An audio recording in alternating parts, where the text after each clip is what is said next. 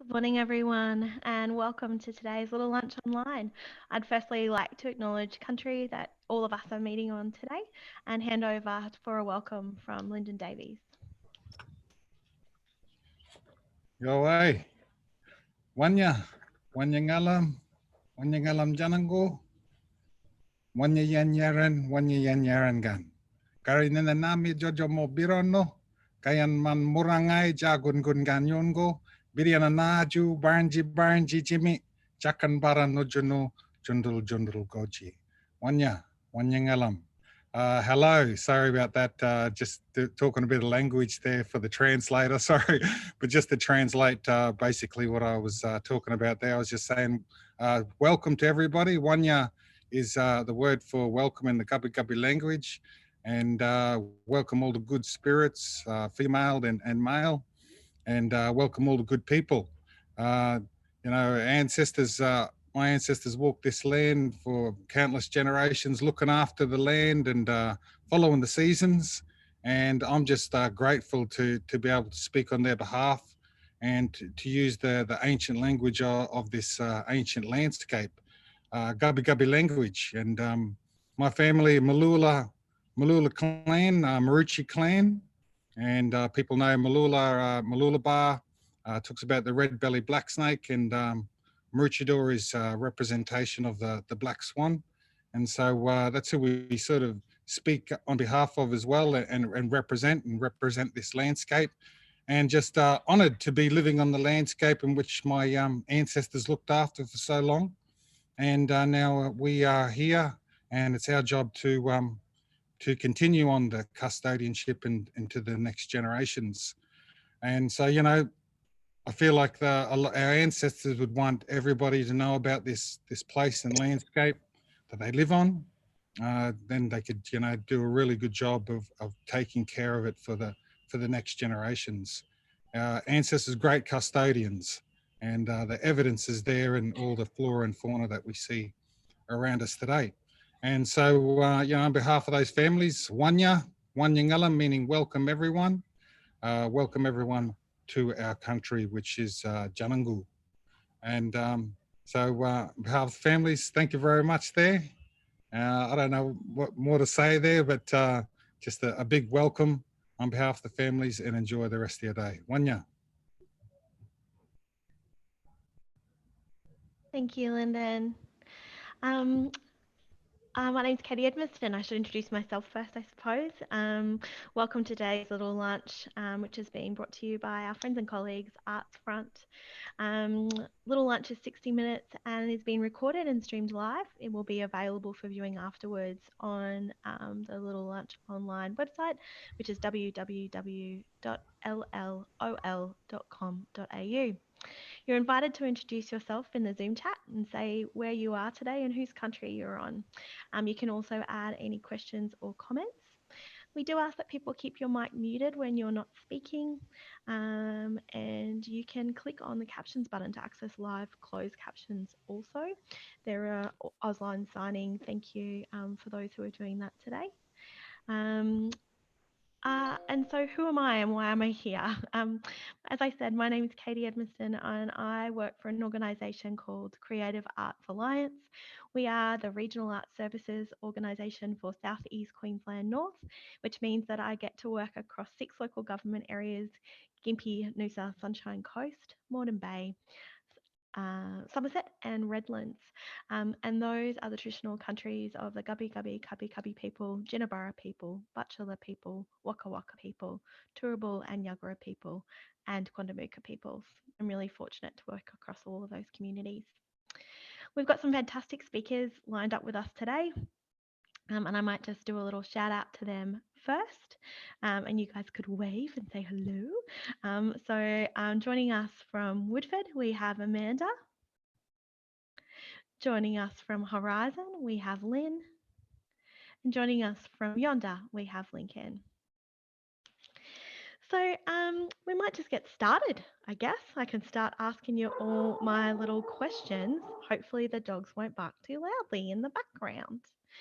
Um, so firstly, I just wanted to probably ask all of you to tell us a little bit about your festival. For those who don't know, where are you based? What are you working on? And give us a little snapshot of the impacts that have been felt as a result of COVID. I probably should have set the theme for today. That was terrible of me not to start. We're talking about festivals in conversation and the impacts of COVID, and the different approaches people are trialing currently and the future of our festivals and events moving forward. So, a bloody great panel and a great conversation to be having now. So, I might just flick around to all of you to give your advice, your intro to yourself and a bit about you and the festival that you work on. Amanda, can we start with you, please? Yes, thanks, Katie. So Amanda Jakes, I work on the Woodford Folk Festival, the Planting Festival, Artisan Camp, and Festival of Small Halls. Also this year we were doing a Year of Scotland in Australia national tour. So as with most of us in this session, our forward year looked drastically different in March. We had to cancel 4 national tours, all of the Festival of Small Halls tours. We were touring both in New South Wales and Victoria at the time. We had to cancel the planting as well, of which all of them we'd had tickets being sold for and planning well underway. So refunded all tickets and worked to put the organisation into a holding pattern until we could see what the end of the year was going to look like. Unfortunately, that did mean a lot of contracts that were cancelled and redundancies. We're fortunate that we've been able to put 18 core staff onto JobKeeper to be able to get through this initial period and also to start thinking about what the year might look like in the second part of the year. So it's been a pretty big change. Woodford Folk Festival is held on Jinnaburra country up in the Moreton Bay region in the Sunshine Coast hinterland. And it's a 500-acre site which has been developed specifically for large-scale festivals and events. It has all of its own closed-loop systems on it. And last year we built Australia's largest recreational swimming lake, and it's called Lake Gula. And Lake Gula is named after Uncle Noel, who's our spokesperson for the Jinnaburra people at Woodfordia. And Uncle Noel, when he was a child, he's a very cuddly man, and he was given the nickname Koala, and Gula means koala. So that's Lake Gula, something that we're pretty proud to have achieved last year. I'll hold it for there now, Katie, and talk about the future when you get to the other questions. Thanks so much, Amanda. And over to you, Lynn. Can you tell us a little bit about who you are and where you're joining us from today and what's the festival that you're currently working on? Thanks, Katie. I'd just like to acknowledge that I'm calling from Yagara and Turrbal lands today here in Brisbane, but of course I'm privileged enough to work on the Sunshine Coast on the lands of the Kabi Kabi and Jinnaburra peoples. And I'd like to pay my respect to elders past, present and future. The Horizon Festival, which I stepped into the role of artistic director of in October last year, is a relative newcomer to the festival circuit. We are now 5 years old, or 5 years young, however you want to look at it.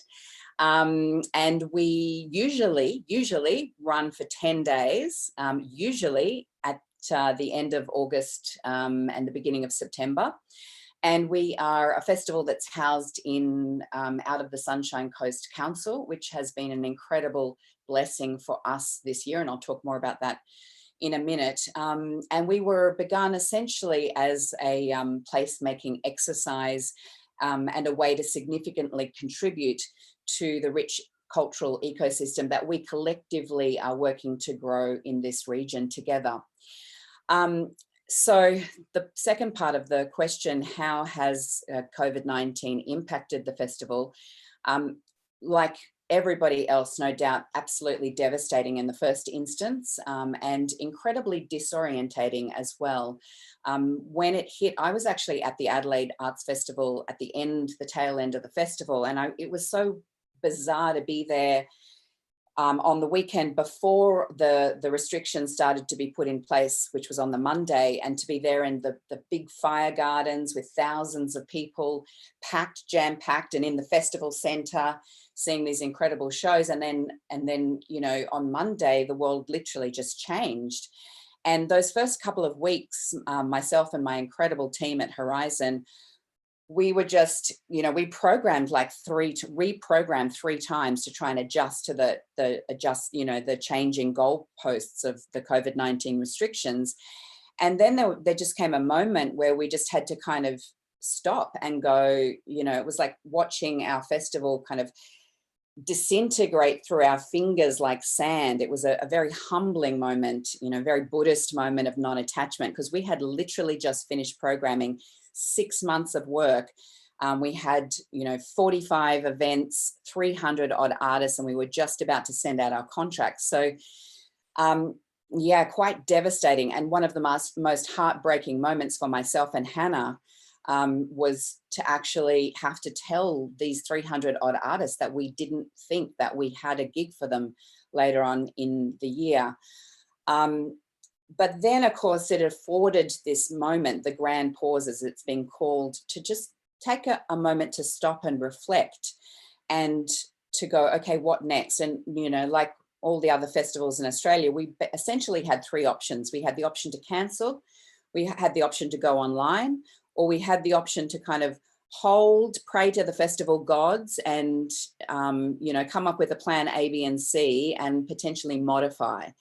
And we decided to go with option 2, the online option, for a number of different reasons, which I can talk about. I might just leave it there, but talk about why we made that decision to go to an online festival. But essentially it was because we came back to what were our values and our identity as a festival, and that helped us make a decision about how we were going to move forward.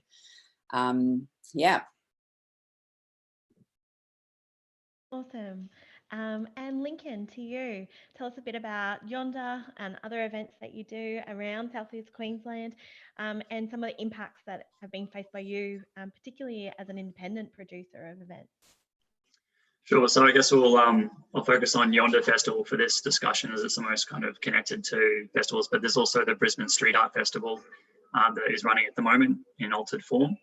But Yonder is a multi-arts 3-day camping festival held on Kabi Kabi country, Sunshine Coast in the Gympie region. So about 2,000 people, broad program of mostly young and emerging artists. So we had about 50 bands play last year. And we kind of fit in the timing where we managed to go ahead last year, and we're now in the process of figuring out how we go ahead this year. So working on COVID safe plan and the extra layers of compliance that are in play. Excellent, thank you. The next question I had for you guys is new ways of working and presenting. So how are you responding? And I know certainly, Lynn, for you, Horizon, you've just started to indicate that has moved essentially what was a 10-day festival into a 3-month online program. So perhaps that's a good one for you to kick off with. So what have been some of the new ways you've responded and presenting work, and how is that going? Yeah. Okay, so we made the decision to move online, partly because, well, we realized that for us, it was essential that we keep going, because we felt so privileged and grateful to still be in work when so many weren't. And that's thanks to us being housed out of the Sunshine Coast Council, which has been incredibly supportive of our team. So we felt the responsibility to push forward, and being a festival in the second half of the year, not the first half of the year, that was actually an option for us. We had to decide between holding and waiting or going online, but we decided to go online, and a number of reasons. So first and foremost, to support our local arts community, because we could see it just decimating the arts sector. And, you know, we have a remit to support our local community, and we wanted to give them work and give them work now. So that was one of the reasons that we pulled the whole festival forward, so that we could give the work now rather than later in the year. And we reformatted to this 3-month rolling program because we needed to find a way to be responsive, to be nimble to the changing circumstances. And so we decided to launch on the 1st of every month, and then we could change the program as we went forward, which has worked really well. It's nearly sent my marketing team to nervous breakdown. They've been incredible, but yeah, it has actually worked brilliantly. And yeah, I think one of the biggest challenges for us was, you know, how do we move online? And for me, I just a little caveat to say that it was, like, for me, so destabilizing because, you know, anyone who knows me well knows I'm an absolute technophobe. My history is in live performance, physical theatre, immersive work. So to work digitally was just a massive learning curve for me personally, not so much for my team. But also very exciting to work in new ways. But the challenge was continuity. Okay, so how do we move a festival online and still maintain what is the essence of Horizon? And for us as a placemaking festival, you know, how do we celebrate place? Both the incredible locations that we're lucky enough to live in on the Sunshine Coast and work in, but also the connection to country through our First Nations program. And we were also going, okay, so we're a multi-arts festival, so we need to make sure that we're working across all of the different art forms in our New Look Festival. We had to, you know, find a way to continue to provide a site for connection and engagement, because community engagement is so important to Horizon, and a space to challenge, investigate, and reflect these extraordinary times that we were all going through. We have a little mantra at Horizon, which we see as our mission, which is to delight, disrupt, and to connect. So we had to make sure that with this New Look Online Festival, we were doing all 3 things. So yeah, it was a lot of big changes in a very short amount of time. And, but you know, as with all crises, an incredible opportunity. And I think once we had that structure in place and we decided, okay, we're going to go with this, we're going to pull the whole festival forward. We're going to go with a 3-month rolling festival, you know, very ambitious and very different to what we've done before. But once we had that structure in place, it allowed us to start to, you know, find the freedom again. And we also just, we didn't throw out our old kind of more traditional tags of family and music and theatre, but we decided to kind of create these 4 strands that are speaking more directly to our values as a festival and what we see as our identity. So we have the open air strand, which is celebrating place, you know, because we were all stuck indoors at that point. So we were like, how do we celebrate the gorgeous location and connection to country? So we came up with these 3 outdoor music events celebrating our local, amazing international local artists based here on the coast, and employing a beautiful filmmaker, Nick Morley, to film these 3 concerts. So that was the first one, open air. The second one, homegrown, to do a call out, like so many people are currently doing to our artists, and give them the power and say, what do you want to say at this point in time? How do you want to reflect 2020 to the world? And then the third one was words and ideas. So finding that space for discussion and reflection and debate. And then finally, Horizon Rewind, our 4th strand, which is a little bit of a nostalgic look back to some of our most loved events over the last 5 years. And we invited the artists who had created them to come back and work with us to create a series of videos to celebrate those events. So they're some of the quite significant changes that we've made over the last 4 months. Great. And I know in terms of how it's going, I know the other day when I spoke to you, you said you'd had like thousands and thousands of people attend the first month's events online. Thanks for reminding me, Katie. One of the amazing gifts of the online program we've discovered is that We've, hugely grown our audience base. The reach has been phenomenal. So I think last year in our festival, we had 35,000 audience, which we were really happy with for a young festival. In our first month alone, we had 20,000 audience, and we had 9,000 for just one event alone, Katie Noonan and Louise King's open air concert. And because we've housed all of our events on our website, people will be able to continue to engage for the next, the whole 3 months. So we expect those numbers to continue to rise. So such a brilliant exercise in getting the word out there about, the amazing stuff that Horizon and our whole team are doing. Yeah, it's very interesting, isn't it? And I'm keen to talk about that idea of growing audiences in this period when we're accessing different types of folks who might not have otherwise connected to us. I really loved that you talked about that idea of keeping going and the responsibility that you have to artists. And I know that certainly that was something that I felt very strongly through this period.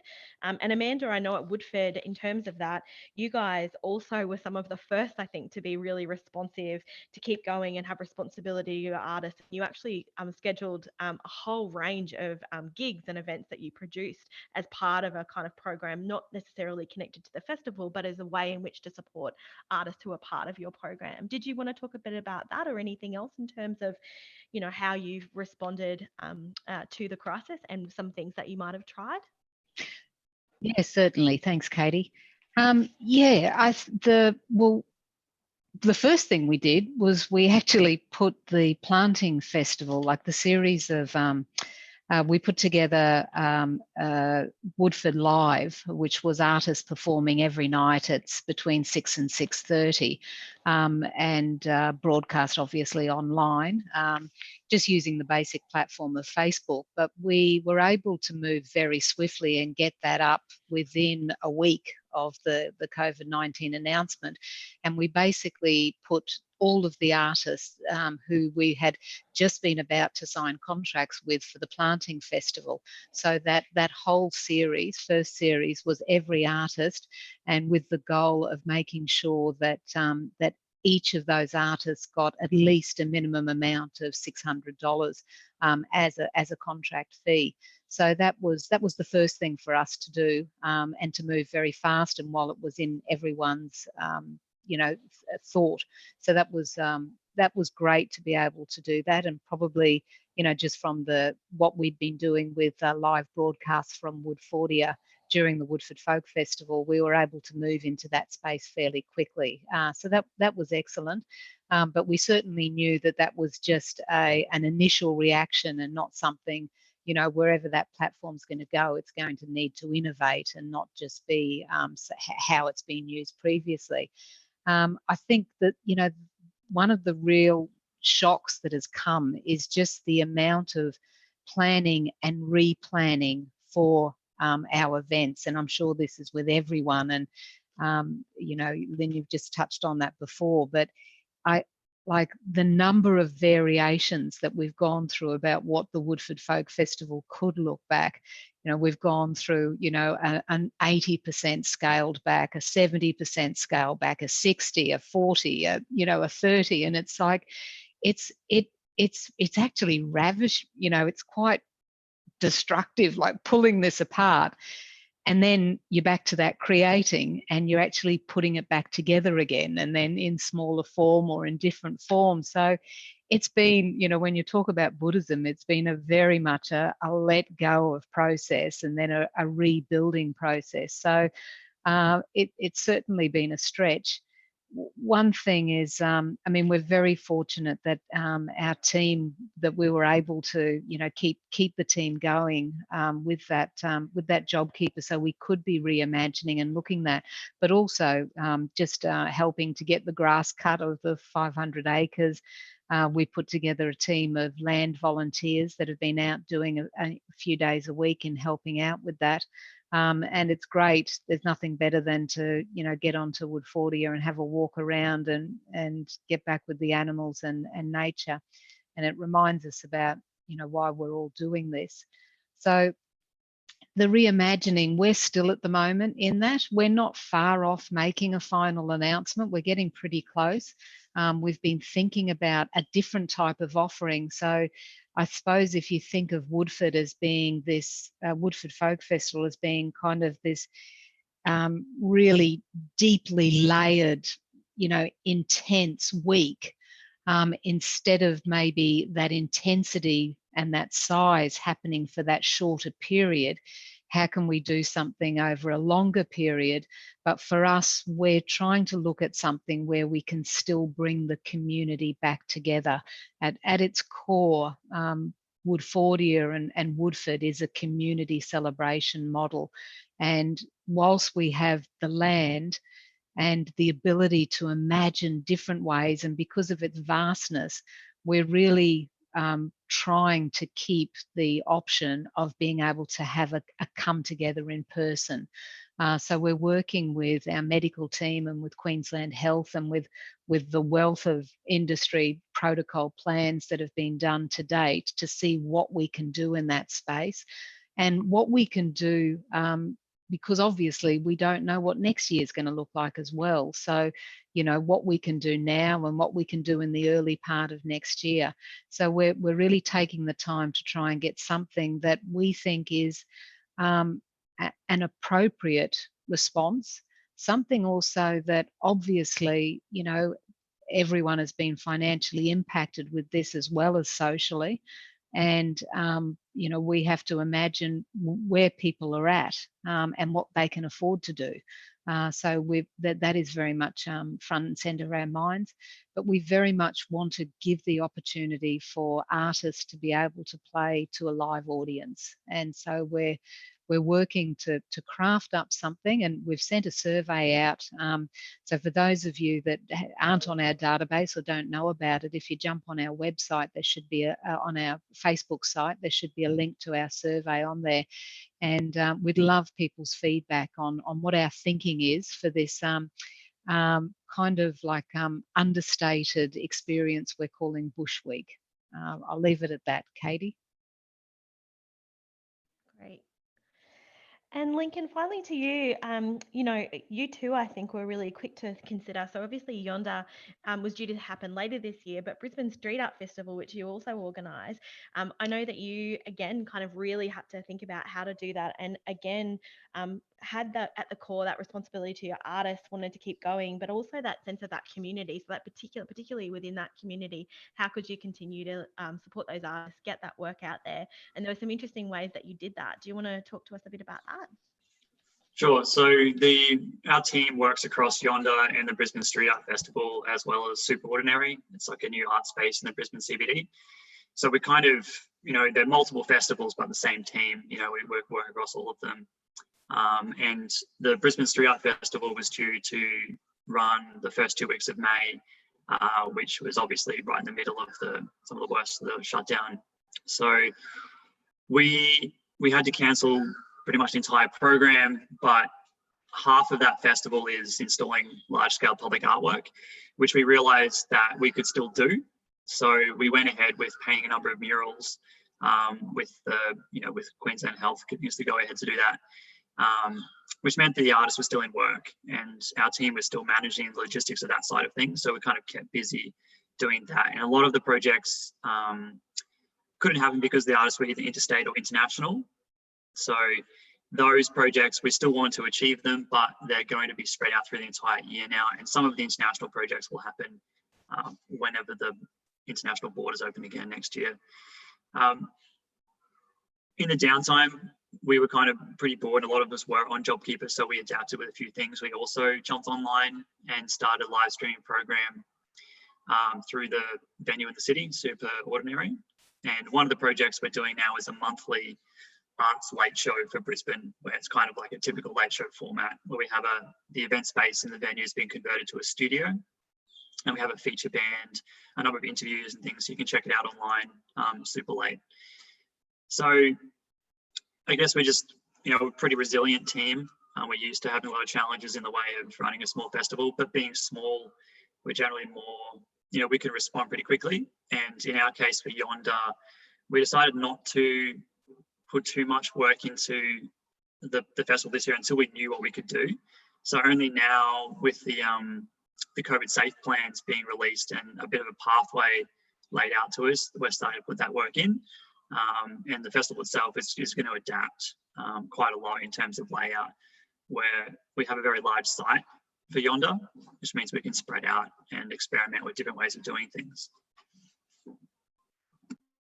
Excellent. So I'm interested, you've all started thinking about what this means for your own festivals. I suppose given the recent events in Melbourne and, you know, they're looking at closing things back down again down there, do any of you have kind of any sense about what this means for festivals, for the future of festivals and events generally, both locally, nationally and internationally? Any kind of thoughts about that at the moment? What are going to be those ongoing impacts? Lynn? Yeah, I'll kick off. I've been thinking a lot, as I'm sure everyone has, about the what next, and talking to other festival directors constantly about 2021 and our festivals for next year and what's going to be possible and, you know, where we're moving. And obviously, you know, health and safety regulations and risk management have to come to the fore. But I don't think that that means that, you know, initially some people were like, you know, does that mean your programming is going to be really compromised? Is it going to get really conservative? But that's not at all the sense that I'm getting. All the directors that I'm talking to are, you know, again, it comes back to this structure and freedom idea. Like once we have a structure as artists, you know, then we innovate from there. That's where we find our freedom. So you just have to look at, you know, what Sydney Festival and Darwin Festival, their decision to go local and homegrown and to celebrate, you know, the artists that we have here in Australia. Melbourne Festivals, the Rising Festival, their announcement, you know, they're rethinking old models and that amazing commitment to take the $2 million and to do this call out to festivals. And I think their wording was they didn't want traditional works, they wanted artistic experiences, rituals and ceremonies that use the city as the stage. I was like, yes. So I think we're going to see a lot more site-specific work, a lot more outdoor work, a kind of a redistribution, potentially the power going back to the artists rather than, you know, it being here with the festival organisers to actually, so, you know, readdress that balance. I think next year is going to be, you know, festivals are going to be a space for reconnection, rejuvenation and rejoicing. And by that, I mean reconnection, kind of finding ways to come back to our communities, our neighbourhoods. I love the, you know, Brisbane Festival's cul-de-sac concerts. I've already put my hand up for my street.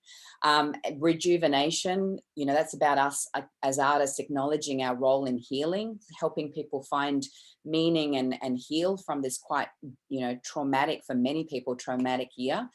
And to rejoice, you know, I was talking to John Kotsis and he said, God damn, everyone's going to need a big party next year. So, you know, I think there'll be a lot of celebration happening.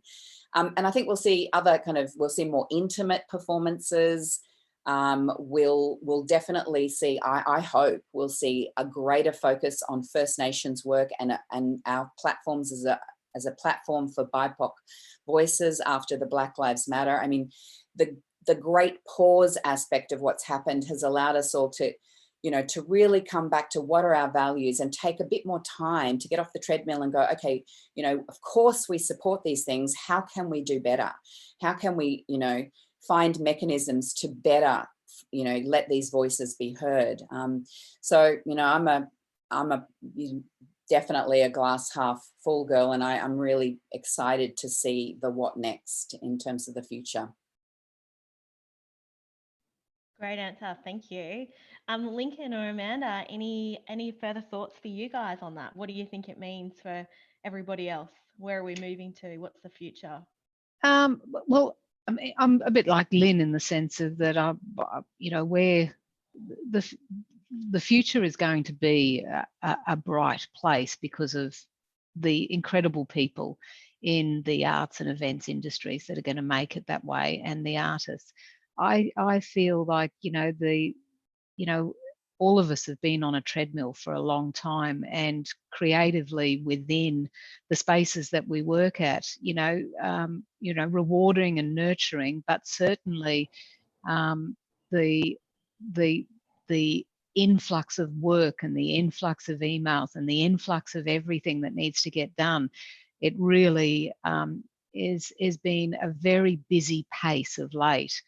And COVID-19's interrupted that, and we all have to take this opportunity and make something of it that has a long-lasting impact on us as a humanity. We can all do better. And I think that people, we're up to rising to this challenge. And I think the key is going to be to maintain a peacefulness moving forward as well, to take stock and take the good things out of this pause, but take them with us into the future and don't just have them for this moment. So I think it's exciting. I'm concerned about contracts for artists moving forward. I'm concerned that, already the robustness around their employment and ongoing employment and guarantees about roles. I mean, people's contracts were just completely cancelled. So just looking at the response can't just be to put clauses in all artists' contracts that, it's you'll get cancelled at this stage. So we need to be very sensitive to that moving forward, and also just sensitive to that, spontaneously and creativity. I agree with you, Lynn, about that, freedom once you find out what the structures are, but we've also got to, make sure we can push around and make sure the structures are fluid enough that there is a great enough freedom within there. But I think I'm very positive about the future, and very positive, like, just hearing what Horizon and what Yoda are doing, and, knowing what the other great work that's getting done out there with festivals, it will be an exciting future. And Lincoln, anything for you from that perspective in terms of? I mean, I agree with everything Lynn and Amanda are saying there as well. Our interactions with artists and audiences at the moment, I mean, it was pretty bleak 2 months ago, but now everyone is incredibly positive, and it's almost like it's a chance to build things in a different way. Like we're getting outside of some of the structures we have been in, and we're kind of forced to innovate in some ways. Our team are constantly throwing around different concepts of how we can, interact in this space and bring people together in different ways, and working with new technology. I think one of the big things which will be, make a big difference will be how compliance and government responds and makes allowances. I know with us, it's all, every year we do a project, it's always our biggest challenge is some kind of compliance or legislative or some kind of government or council influence on what we do. We just want to put a show on, but there's so many boxes to tick. And at the moment, the more freedoms that are given and more allowances within reason, the more that the sector can get back on their feet from our emerging space mostly. That's great. I'm really interested in that idea of innovation, particularly, and about whether, the next question I had was kind of around what does this new state of festivals or events mean for artists, but also mean for audiences and communities? And we started to talk about this a little bit before around that idea of access to new audiences or different audiences that we might not have accessed before, even if that might be international. It could be also really hyper local. So those things that happen when you have an event happening in a cul-de-sac at the end of your street, that kind of accidental interaction with arts and culture that maybe we kind of miss, if we're kind of all pushing to those large gigs. So I'm interested, I suppose, in, how do artists respond to this new, it's probably a two-pronged question, sorry.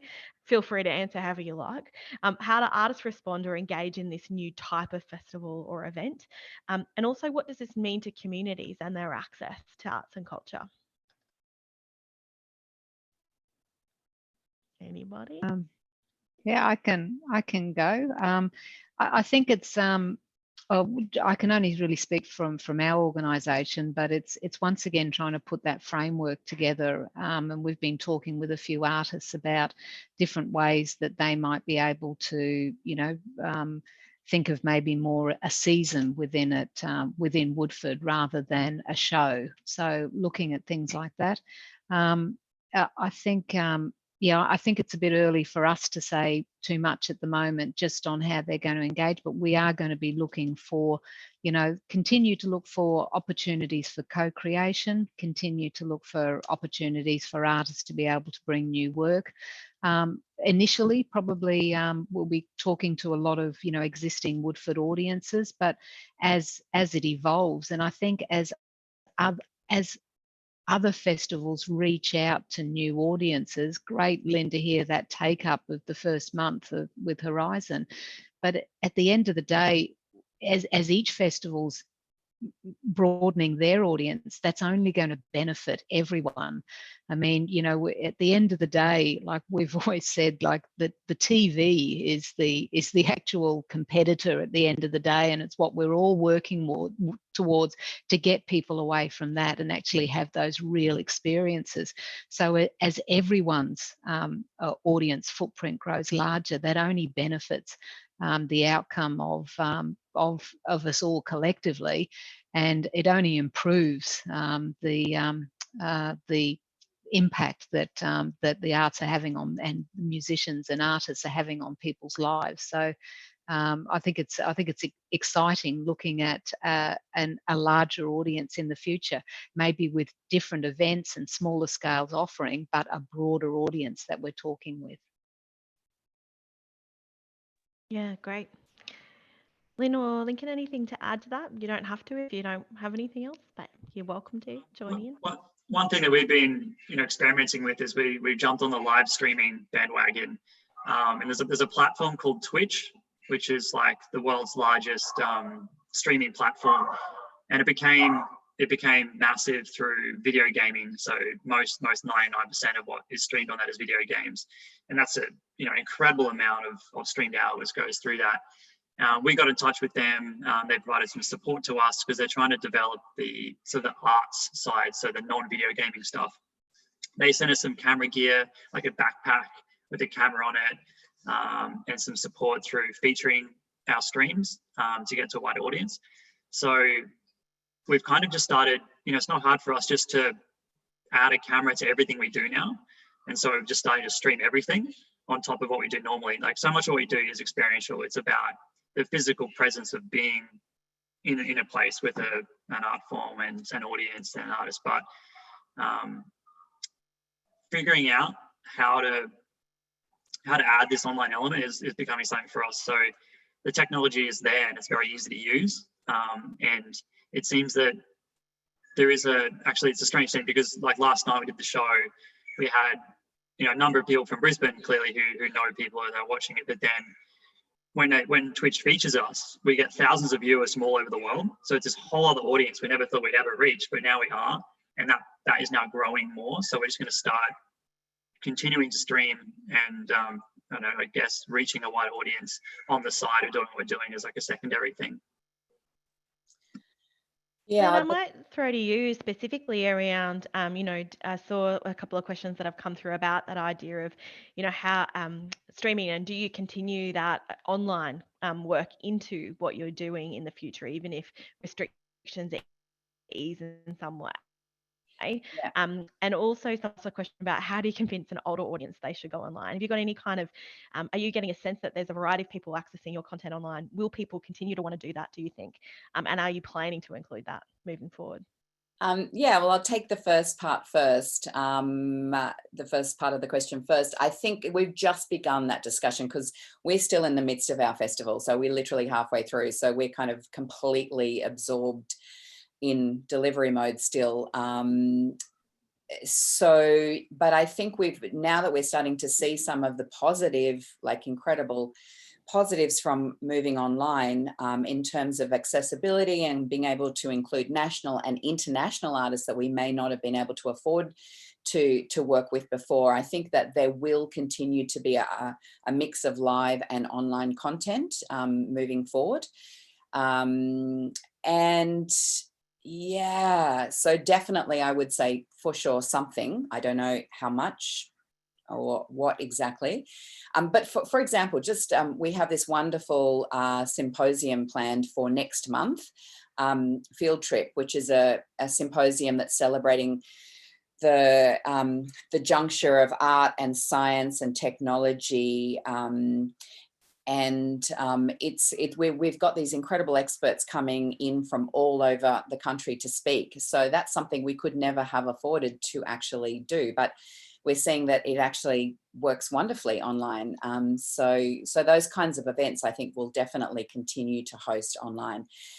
The second part of the question, I'm hoping you're not asking me that, Katie, because I'm older and a technophobe, but how do we encourage our older audiences? One of my best friends is Jude Pippin, the magnificent Jude Pippin, and, you know, actually, she's probably more technologically adept than I am, let's be honest.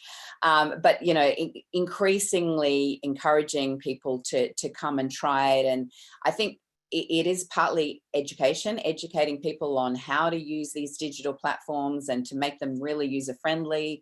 And once they do it once, they actually tend to come back, revisit. So yeah, there's it's an education process as well. I was absolutely not asking you because of that. I was just simply asking the questions in the chat. Look, I think that's really fantastic, and I love that idea of how are we looking at this as an opportunity. I think the arts is so interesting as a sector because I think we essentially are problem solvers. We do look at the world differently. We often are the first, we're front runners in so many things. And so it's interesting to think that in amongst all of this, we're trying to find ways to do things differently. And I too have found that we are accessing different audiences. We're trialing different things. So I love that idea.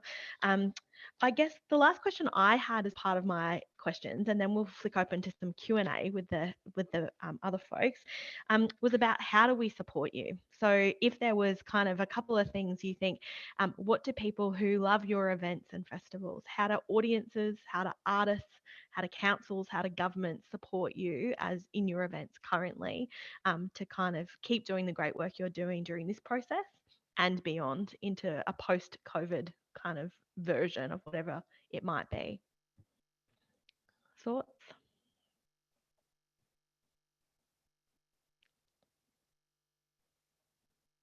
Amanda, I think you're muted.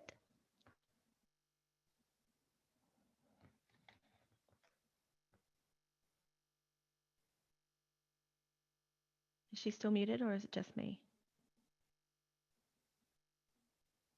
We might go with Lincoln. Do you want to give us a thoughts about what support do you need? How do you get support at the moment? Well, yeah, as I said before, I think the biggest challenge ongoing for us is always, I mean, for example, with Yonder, the council legislation around events is very complex and is in a bit of a mess. So if small events have a lot of trouble getting off the ground, so it takes months of lobbying to figure out how to go forward with, 3 or 4 different departments of that council. Whereas, it just takes one person within a council just to be like, okay, this event needs to go ahead, what needs to happen? And then they can just do the runaround for you. So it doesn't take months before you even get to start programming. So that's more of a government side of things. I guess for audiences, it's just buying tickets and showing up. Yeah, absolutely. And particularly when we know, people are struggling themselves, that purchasing of tickets can, it's a hard thing to kind of sell at the moment. But I agree with you. I think if we're invested, we have to keep doing that as best we can. Lynn, any thoughts from you? What do you need? What is the need? What is the support you require? Well, we can always take more funding, but I think it's about everybody embracing these new opportunities for change, the roaring change. Someone termed it. I love that term. So letting go of the fear and the need to return to a normal. We are never going home again. We are going into a new world. I love that incredible essay by Arundhati Roy. Did I get the pronunciation right there? the pandemic, the portal, you know, the pandemic is a portal to this new world. And I've just lost the quote, but this idea that we will never be able to go back, that we are on the verge of entering a new world, and we need collectively to embrace that. The artists need to embrace new ways of working and models of making work, which doesn't mean they need to change their voices, but just to try new things. And audiences need to be willing to embrace, you know, new ways of interacting and new models of art making, and potentially some really innovative new cross-fertilizations. I personally predict we're going to see some exciting cross-fertilizations between traditional art forms like music, theatre and dance, and things like the culinary arts, or, you know, tourism, arts adventures, those kinds of things. So being willing to try things that they've never done before. And in terms of council, I mean, we're so lucky. The Sunshine Coast Council has been so supportive. I mean, you think about it, it's such a radical, you know, ask for us to go, okay, we want to actually change the entire structure of our festival from a 10-day one later in the year to a 3-month one now. Is that okay? And for them to come back and go, yeah, we support you, go, which we did. So we're really lucky. And, you know, of course we had this, the budgets were significantly cut, but we understood why. And all we hope moving forward is that, yeah, government will continue and council will continue to, you know, support us as we make the big changes that are necessary to step into this new world and to reflect this new world that we find ourselves in. Right. Amanda, I think we might have got you back maybe. Can you, Yes. Great, there you are. Anything from you on that one? Well, I think there's a lot of pressure on governments at the moment to respond to the arts industry and the tourism industry, you know, two of the areas that are substantially hit. So I'm hoping that there might be, you know, some sort of announcement about JobKeeper potentially extending for selected industries. So I don't, you know, there's a lot that the government has done well so far, both in our state and federally, and I hope to see that continue. It was good to see the announcement by the state government recently on the Arts and Culture Recovery Package, and, you know, we're seeking, you know, funding to help us get through this so that we can retain a core staff that can put an event on similar to Woodford Folk Festival into the future. But as Lincoln said, how people can support it is really buying tickets, coming and being part of it, coming and supporting the event, supporting the artist by showing up. So if we can all do our bit that way, we can all get through this. Yeah, absolutely. I just am conscious of time, but we've got a few more minutes. I saw my lovely friend Libby Harwood had made a good comment about how do we interact with audiences and get feedback. Libby, is there a question you want to have, or a little bit of a chat you want to share with us about that? Hello everyone, I'm Libby Harwood, Kondamuka woman and artist. I just my experience. So I was about to launch a work at Next Wave Festival, and I was given the option, similar option to festivals. You said earlier, to just do what not produce a work, but I was like right at the very beginning of the pre-production period, and so I wasn't gonna stop. And I just kind of adapted, which was really good, and spent the whole of COVID in production mode. And I produced a series of films which are on my website currently at the moment. I'm probably going to take them down. Haven't made specific decisions around that, but I will want to show them in spaces in the future, so they won't be permanently there.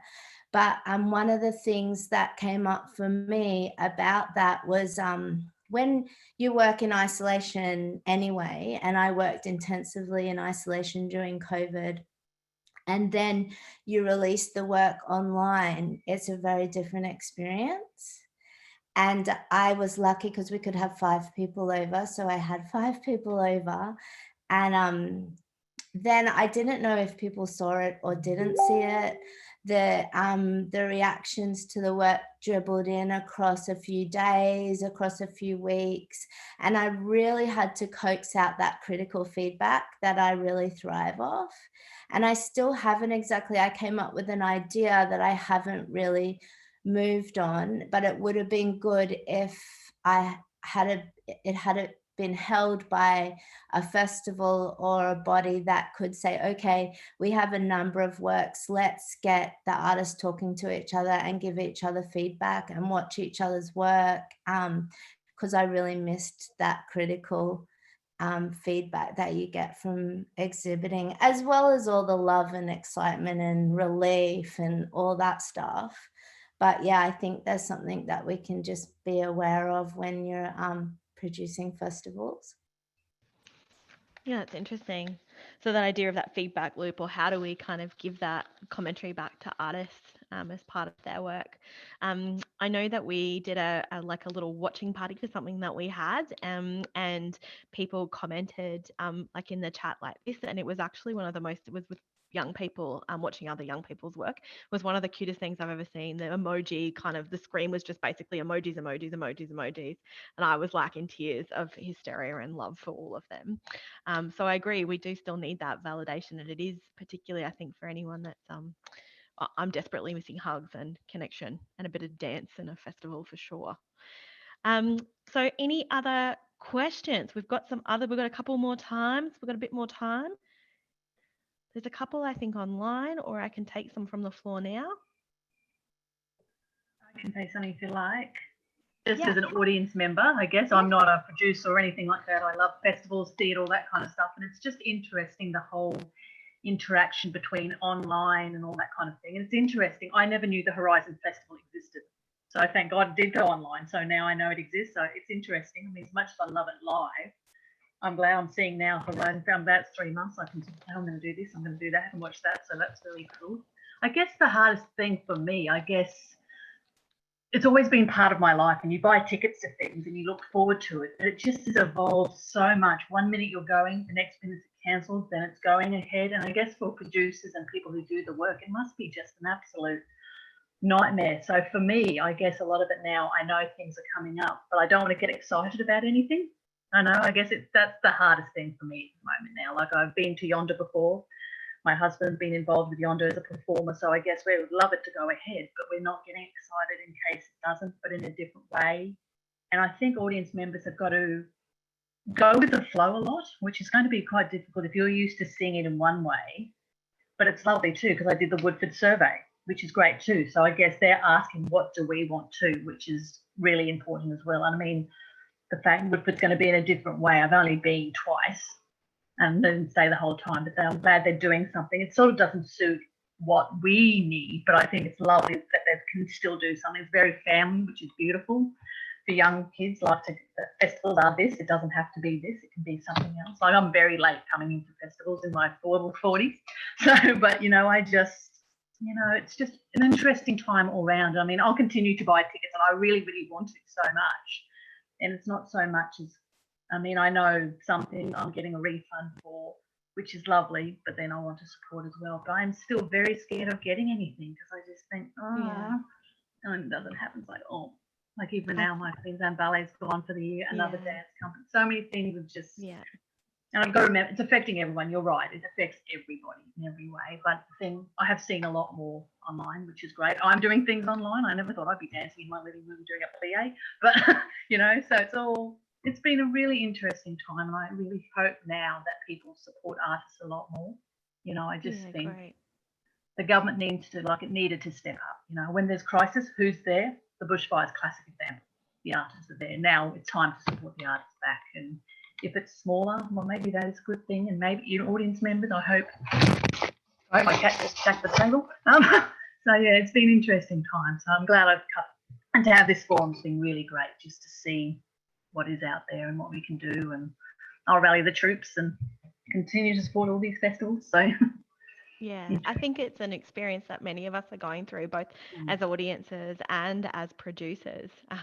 It is a trying time, and actually, that's probably an interesting question, a whole other conversation about mental health and well-being and how everybody's going in the sector. To be honest, we could probably, that can of worms might take a little while to unpack, so maybe we'll I leave feel that. for Megan. But I think it's definitely been a lot. I had a question actually from Tony Wills, who I wanted to throw to. Tony, for those of you who don't know, fantastic producer and maker on the Sunshine Coast, works for Anywhere Festival as well as a bunch of others, and had a question about, Tony, do you just want to ask your own question about making money online, basically? Hi everybody, how you going? So as Katie said, I work as a creative producer for the Anywhere Festival, but I also work for other festivals, including Horizon, producing their Bunker Spoken Word series. And I suppose I'm coming from, because I work with a lot of independent artists and I'm also an independent producer, I'm interested in how I think one of the biggest challenges we have for independent artists is how to get audiences to pay for online experiences. That's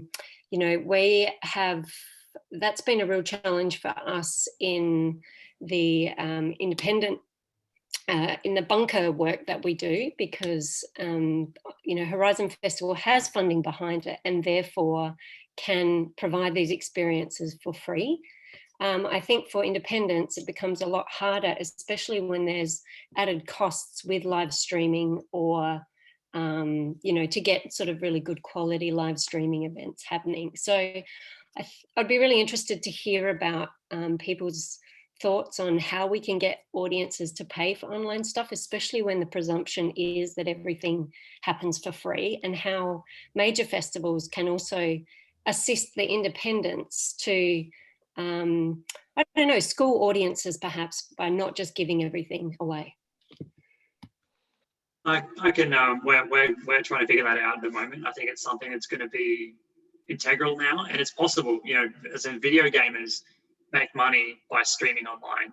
And I think looking at that, what they've done and how they succeeded with that might be a way for the arts to kind of respond. And it's two ways. One is a subscription. So, if you follow an artist or a festival or an organization, and you pay a monthly fee and they provide just content, and content you can only access if you're subscribed. The other, particularly for artists, is like a similar format, but it's there's a few, I can't think of the big one, but there's a few platforms online where you basically sign up to support an artist. So you subscribe to them as an artist and you provide $5 a month or more. Jaguar Jones, Dina Lynch is an example, who's done it really well. Her platform and the monthly income she takes in from fans just trying to support her is working for her quite well. So I think there is some opportunities there. Can I just ask whether there's some kind of capacity, this is probably more directed towards Katie, about upskilling artists on how to track online audience engagement?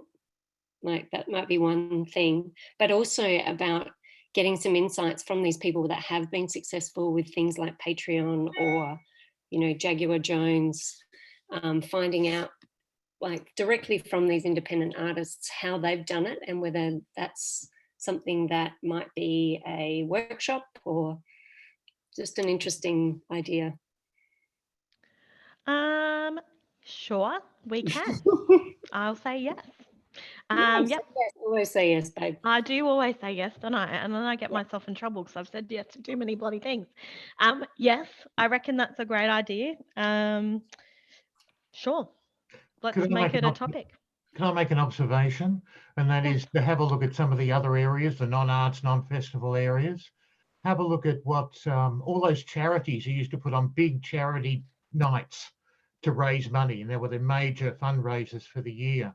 And a lot of those are now doing that. They're doing it online, but then they're sending boxes full of food and drinks and things out. So when people join them online, they open up their boxes and they take part in the event in their homes or in small groups, where all the entertainment, all of the fundraising, raffles and all the things they do are online, but they've got their own little party packages which are arising.